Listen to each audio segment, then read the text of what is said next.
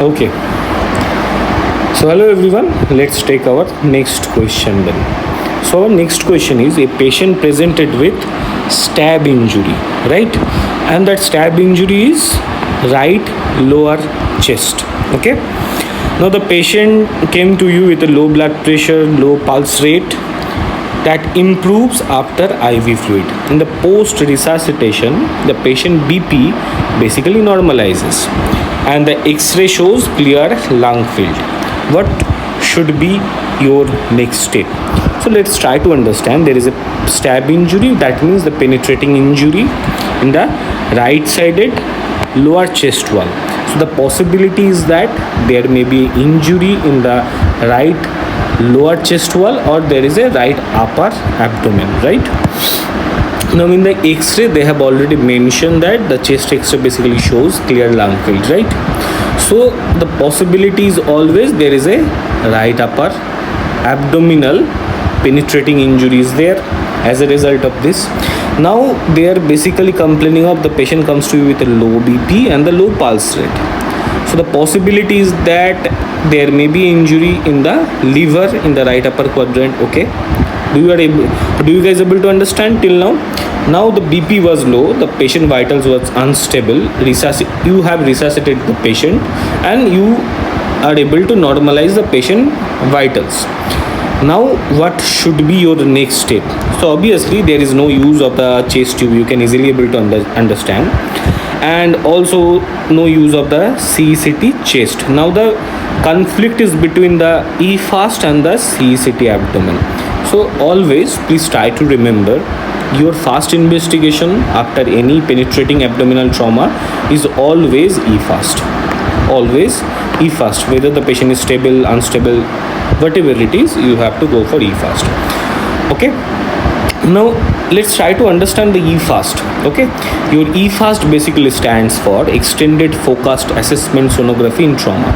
Okay, so this abbreviation also has been asked in the last few times in the examination, not only in the NEETPG, also in the INICET as well. So this eFAST is the very important topic. Every year they used to ask minimum one question from this topic. Okay, so you have to understand what is the utilization of the eFAST and few important things regarding this.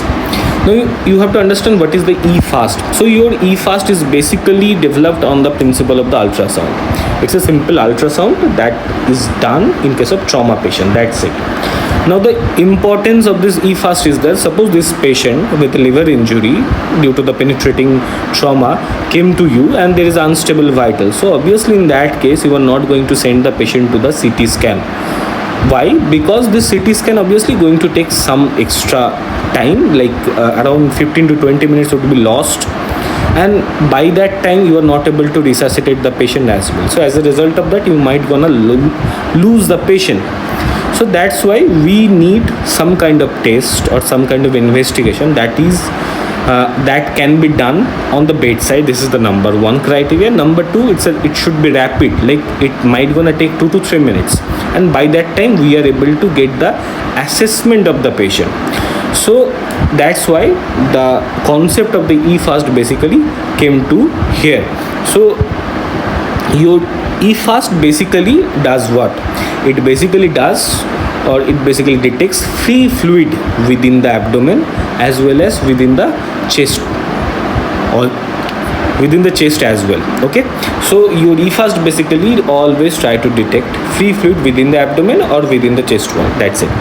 So this free fluid is supposed to be detected by placing that probe, that USG probe, over the abdomen and over the chest wall.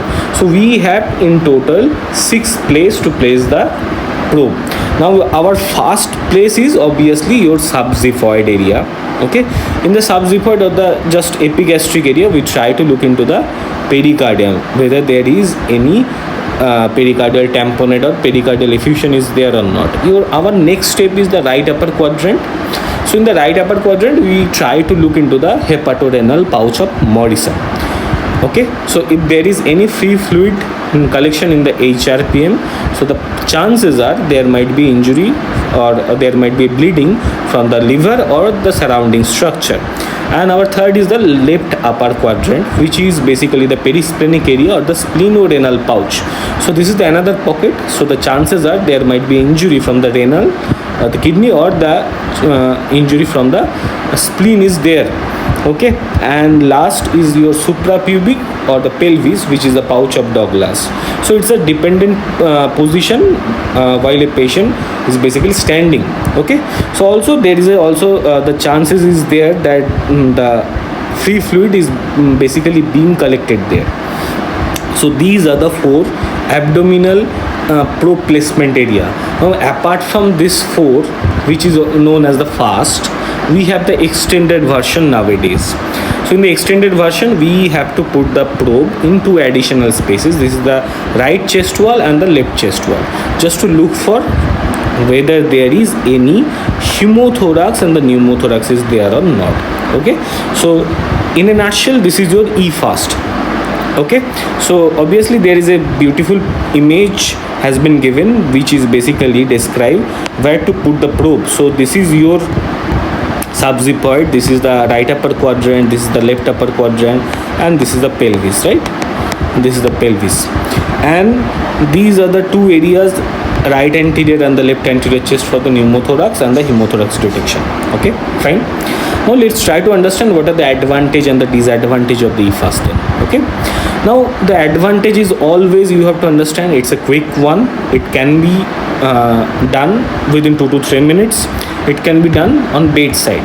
Now, as the working principle of the eFAST is basically ultrasound, so obviously the risk of radiation is also not there. And the next important thing is the repeatability. So the repeatability is the main thing here. Suppose, let's take this scenario which has been asked in this patient, in this question. So in this patient, we have done the eFAST. We are able to found let's say 100 ml fluid collection in the HRPM, right? After 3 to 4 hours, within that we have tried all the resuscitation effort. After 3 to 4 hours, we repeat the eFAST again, and we are able to found there is a 400 ml of fluid collection within the abdomen. So within that time, we have already resuscitated the patient. We have tried our best. Apart from that, the collection that is within the abdomen, that basically increases. That means what?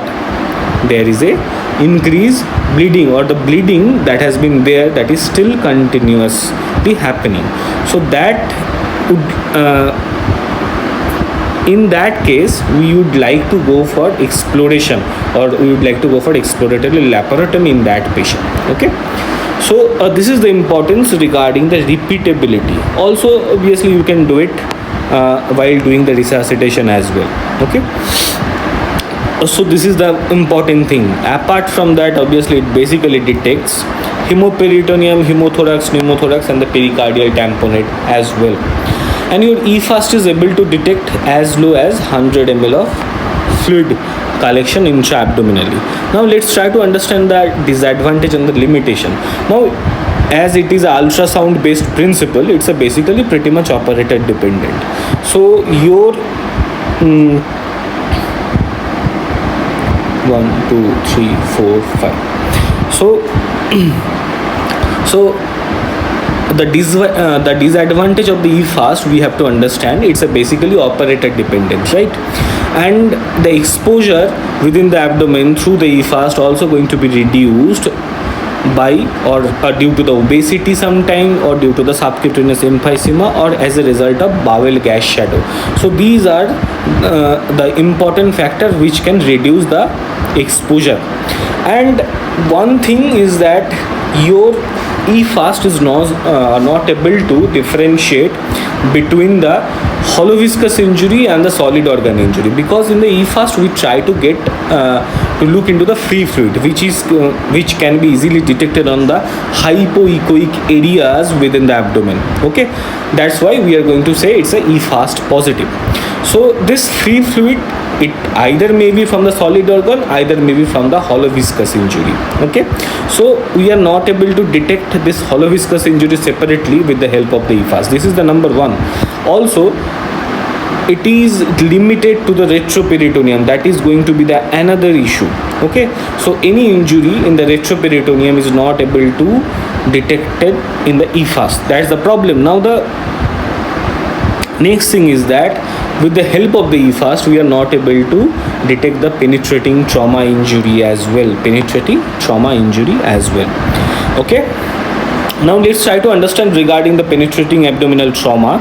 So your most of the patient, like the 98% of the patient with a penetrating abdominal trauma, they have some kind of intraperitoneal injury.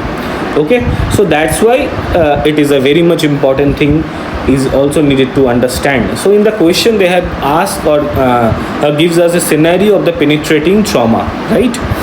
So what are the indication of putting the patient on exploratory laparotomy in case of penetrating trauma? That is very much important, that is needed to be known, and it's pretty much important according to your exam perspective. So our number one is that hemodynamic instability. So the patient came to you with a penetrating injury and the patient vitals is pretty much unstable. It's a low BP, tachycardia is there, and you are trying to resuscitate the patient, it's still not responding in that case. So obviously in that case you have to put the patient on the OT. Also there is a evidence of peritonitis. Okay, so the evidence of peritonitis means there is a rigidity, there is abdominal pain, there is a cardboard rigidity, and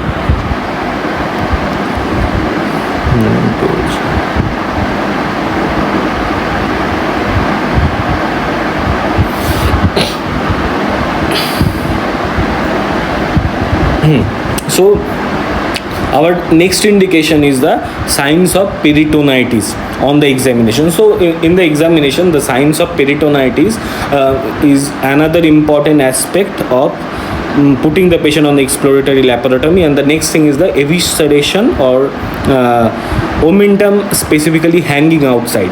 So it is pretty much seen in case of penetrating trauma patient that some amount of the gut or the omentum might be hanging out through that entry point. So this is going to be the another important indication. And the last but not the least is the gunshot injury. So if you are clearly able to understand that the gunshot injury with a clear transperitoneal trajectory, that is going to be the another important one indication. Now let's try to understand a penetrating trauma patient came to you, and obviously there is a two kind of scenario the patient come to you. So there is a unstable vitals and another is the stable vitals, right? So in case of unstable vitals, obviously you have no other option just to put the patient on emergency OT. But in case of stable patient, you have to exclude few important things, right? There is a peritonitis is there or not, or the features of peritonitis like the pain abdomen, cardboard rigidity and something else. And then you have to look for whether there is any gunshot injury with a transperitoneal trajectory is there or not. And last but not the least, the organ evisceration, like the omentum is bulging out or the gut is basically bulging out, is anything like that is there or not. So this is how we are going to assess in case of stable patient. Now the problem with this is that if these scenarios are basically there, okay, we need to straight away go for the emergency laparotomy. Otherwise we can simply go for local wound treatment. Okay, I think it basically clears the concept regarding you. Now the important thing or the important question regarding investigation, this is according to me it's a very important point. So your fast investigation for the blunt trauma abdomen, this is the fast investigation, that is eFAST. Always try to remember your investigation of choice in case of blunt trauma abdomen with unstable vitals, that is your fast. But the same thing, investigation of choice, blunt trauma injury, stable patient, it's a CCT abdomen. Then your investigation of choice in case of penetrating trauma abdomen, unstable patient, always exploratory laparotomy. Straight away you have to put the patient on exploratory laparotomy. Okay, so in this case obviously we have tried to do the resuscitation, we are able to succeed, BP normalizes, the vital stable. So that's why your eFAST is going to be the next step. Okay, never you are your CT abdomen is not going to be the option here. Okay, so this is your answer.